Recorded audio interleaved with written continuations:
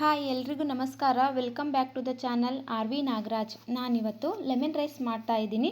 ಹೇಗೆ ಮಾಡೋದಂತ ನಿಮಗೂ ತೋರಿಸ್ಕೊಡ್ತೀನಿ, ಬನ್ನಿ ನೋಡೋಣ. ನಾನೀಗ ರೈಸ್ ಮಾಡೋದಕ್ಕೆ ಇಟ್ಕೊಂಡಿದ್ದೀನಿ. ಇದನ್ನು ಬಿಸಿ ರೈಸ್ ಮಾಡ್ಕೊಂಡಾದರೂ ಮಾಡ್ಕೋಬೋದು, ಇಲ್ಲ ರೈಸ್ ಉಳಿದಿರುತ್ತಪ್ಪ ಅದಕ್ಕೆ ಒಗ್ಗರಣೆ ಮಾಡ್ಕೋಬೇಕು ಬೇಗ ಅನ್ನೋದಾದರೆ ಅದಕ್ಕೂ ಮಾಡ್ಕೊಳ್ಬೋದು. ಈಗ ರೈಸ್ ಇಷ್ಟ ಆಗಿದೆ, ನಾನು ಇದನ್ನು ಅಳ್ಕೊಳ್ಳೋದಕ್ಕೆ ಬಿಡ್ತಾ ಇದ್ದೀನಿ ಒಂದು ಪ್ಲೇಟ್ ಮುಚ್ಚಿ. ಈಗ ಗೊಜ್ಜಿಗೆ ಏನೆಲ್ಲ ಬೇಕು ಅದನ್ನು ನೋಡೋಣ ಬನ್ನಿ.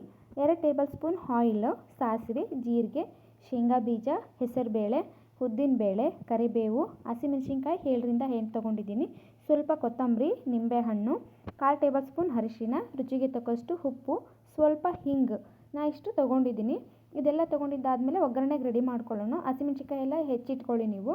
ಅದಾದಮೇಲೆ ಒಂದು ಪ್ಯಾನನ್ನು ತೊಗೊಂಡು ಅದು ಬಿಸಿ ಆದಮೇಲೆ ಸ್ವಲ್ಪ ಆಯಿಲ್ ಹಾಕ್ಕೊಳ್ಳೋಣ. ಆಯಿಲ್ ಬಿಸಿ ಆದಮೇಲೆ ಸ್ವಲ್ಪ ಸಾಸಿವೆ ಜೀರಿಗೆನ ಹಾಕ್ಕೊಳ್ಳೋಣ. ಸಾಸಿವೆ ಜೀರಿಗೆ ಹಾಕ್ಕೊಂಡಿದ್ದಾದಮೇಲೆ ಅದು ಚಟಪಟ ಅಂದಮೇಲೆ ಹೆಸರುಬೇಳೆ ಉದ್ದಿನಬೇಳೆ ಏನು ತೊಗೊಂಡಿರ್ತೀವಲ್ವ ಅದನ್ನು ಹಾಕ್ಕೊಳ್ಳೋಣ. ಅದಾದಮೇಲೆ ಶೇಂಗಾ ಬೀಜನೂ ಸ್ವಲ್ಪ ಹಾಕ್ಕೊಳ್ಳೋಣ. ಇದನ್ನು ಹೆಸರುಬೇಳೆನ ಉದ್ದಿನಬೇಳೆ ಸ್ವಲ್ಪ ನೋಡ್ಕೊಂಡು ತೊಗೊಳ್ಳಿ. ಶೇಂಗಾ ಬೀಜನ ಲೋ ಫ್ಲೇಮಲ್ಲಿ ಇಟ್ಕೊಂಡು ನಿಧಾನವಾಗಿ ಹುರ್ಕೊಳ್ಳೋಣ. ಹೈ ಫ್ಲೇಮಲ್ಲಿ ಇಟ್ಕೊಂಡ್ಬಿಟ್ರೆ ಒತ್ತೋಗೋ ಚಾನ್ಸಸ್ ಇರುತ್ತೆ. ಇದು ಲೋ ಫ್ಲೇಮಲ್ಲಿ ಇಟ್ಕೊಂಡೇ ಹುರ್ಕೊಳ್ಳೋದ್ರಿಂದ ನಾವೇನು ಉದ್ದಿನಬೇಳೆ ಹೆಸರುಬೇಳೆ ಹಾಕಿದ್ದೀವಲ್ವ, ಶೇಂಗಾ ಬೀಜ ಹಾಕಿದ್ವಲ್ಲ, ಇದೆಲ್ಲ ನೀಟಾಗಿ ಕ್ರಿಸ್ಪಿಯಾಗಿ ಆಗುತ್ತೆ, ಚೆನ್ನಾಗಾಗುತ್ತೆ. ಇದಾದಮೇಲಿಂದ ನಾವು ಹಸಿಮೆಣಸಿನ್ಕಾಯಿನ ಹಾಕ್ಕೊಂಡು ನೀಟಾಗಿ ಫ್ರೈ ಮಾಡೋಣ. ಇದು ಕೂಡ ನೀಟಾಗಿ ಫ್ರೈ ಆಗಬೇಕು, ಕ್ರಂಚಾಗಿ ಬರಬೇಕು, ಕಲರ್ ಕೂಡ ಚೇಂಜ್ ಆಗುತ್ತೆ ಇದು. ಇವಾಗ ಸ್ವಲ್ಪ ಹಿಂಗೆ ಹಾಕ್ಕೊಳ್ಳೋಣ. ಹಿಂಗೆ ಹಾಕ್ಕೊಂಡಿದ್ದಾದ್ಮೇಲೆ ಸ್ವಲ್ಪ ಬಾಡಿಸ್ಕೊಳ್ಳೋಣ. ಇದಾದಮೇಲಿಂದ ಸ್ವಲ್ಪ ಕರಿಬೇವಿನ ಸೊಪ್ಪು ಹಾಕ್ಕೊಂಡು ಅದನ್ನು ಕೂಡ ಚೆನ್ನಾಗಿ ಮಿಕ್ಸ್ ಮಾಡ್ಕೊಳ್ಳೋಣ. ಅದು ಸ್ವಲ್ಪ ಕಲರ್ ಚೇಂಜ್ ಆದಮೇಲೆ ಒಂದು ಚಿಟಿಕೆ ಅರಿಶಿಣ ಹಾಕಿ ಮತ್ತು ಇದನ್ನು ಫ್ರೈ ಮಾಡ್ಕೊಳ್ಳೋಣ. ಈ ಥರ ಮಾಡ್ಕೊಳ್ಳೋದ್ರಿಂದ ಕೋಟಿಂಗ್ ಕೂಡ ಚೆನ್ನಾಗಿ ಬರುತ್ತೆ, ಕ್ರಿಸ್ಪಿಯಾಗಿ ಬರ್ತದೆ, ಮತ್ತು ಟೇಸ್ಟ್ ಕೂಡ ಚೆನ್ನಾಗಿರುತ್ತೆ, ಅರೋಮಾ ಕೂಡ ಚೆನ್ನಾಗಿ ಬರುತ್ತೆ, ಟೇಸ್ಟಿಯಾಗಿ ಬರುತ್ತೆ. ಇವಾಗ ಸ್ವಲ್ಪ ಕಲರ್ ಚೇಂಜ್ ಆಗಿದೆ, ನೀವು ನೋಡ್ತಾ ಇರ್ಬೋದು. ಇವಾಗ ನಾವು ಸ್ವಲ್ಪ ನಿಂಬೆಹಣ್ಣನ್ನು ಹಾಕ್ಕೊಳ್ಳೋಣ. ನಾನು ಇಲ್ಲಿ ಸ್ಮಾಲ್ ಸೈಜ್ ನಿಂಬೆಹಣ್ಣು ಆಗಿರೋದ್ರಿಂದ ಒಂದು ಸೀದಾ ಹಾಕ್ಕೊಂಡಿದ್ದೀನಿ. ದೊಡ್ಡ ನಿಂಬೆಹಣ್ಣಾದರೆ ಆಫ್ ಆದರೆ ಕರೆಕ್ಟಾಗಿರುತ್ತೆ, ಅಂದರೆ ಅರ್ಧ ಹಾಕ್ಕೊಂಡ್ವಿ ಅಂದರೆ ಚೆನ್ನಾಗಾಗುತ್ತೆ. ಈ ರೆಸಿಪಿನ ಕ್ವಿಕ್ಕಾಗಿ ಮಾಡ್ಕೋಬೋದು, 5 ಮಿನಿಟಲ್ಲಿ ಆಗೋಗ್ಬಿಡುತ್ತೆ. ಹಾಗೆ ತುಂಬ ಚೆನ್ನಾಗಿರುತ್ತೆ ಕೂಡ. ಇದನ್ನು ನೀವು ಒಮ್ಮೆ ಟ್ರೈ ಮಾಡಿ ನೋಡಿ.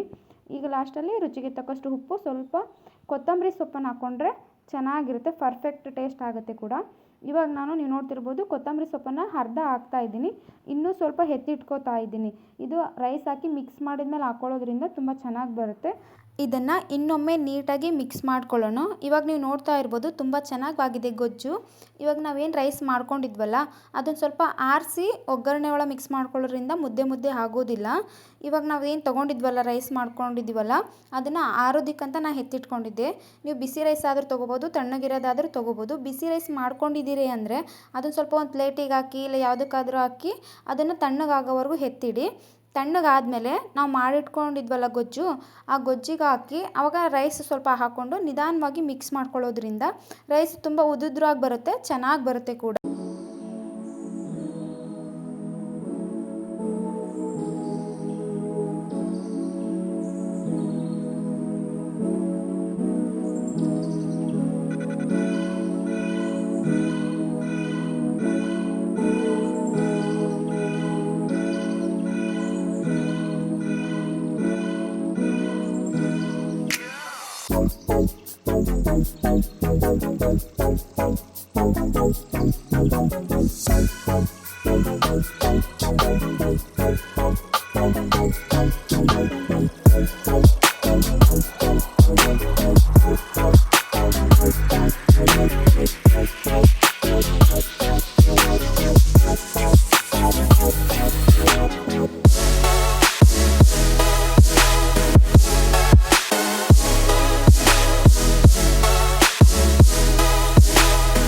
ಈಗೆಲ್ಲ ನೀಟಾಗಿ ಮಿಕ್ಸ್ ಮಾಡ್ಕೊಂಡಿದ್ದೀನಿ ನಾನು. ಮೇಲೆ ಕೋಟಿಂಗ್ ಕೂಡ ಆಗಿದೆ. ಇದು ನೀವು ನೋಡ್ತಾ ಇರ್ಬೋದು ತುಂಬ ಚೆನ್ನಾಗಿ ಕಾಣಿಸ್ತಿದೆ ಕೂಡ, ತುಂಬ ಟೇಸ್ಟಿಯಾಗಿ ಕೂಡ ಇರುತ್ತೆ ಇದು. ನೀವು ಒಮ್ಮೆ ಟ್ರೈ ಮಾಡಿ ನೋಡಿ.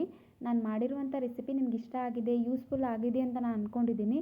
ಇಷ್ಟ ಆಗಿದ್ದರೆ ಪ್ಲೀಸ್ ನಮ್ಮ ಚಾನಲ್ನ ಸಬ್ಸ್ಕ್ರೈಬ್ ಮಾಡ್ಕೊಳ್ಳಿ, ಲೈಕ್ ಆ್ಯಂಡ್ ಶೇರ್ ಕಮೆಂಟ್ ಮಾಡಿ. ಪ್ಲೀಸ್ ನಮ್ಮ ಚಾನಲ್ಗೆ ಸಪೋರ್ಟ್ ಮಾಡಿ. Thank you for watching.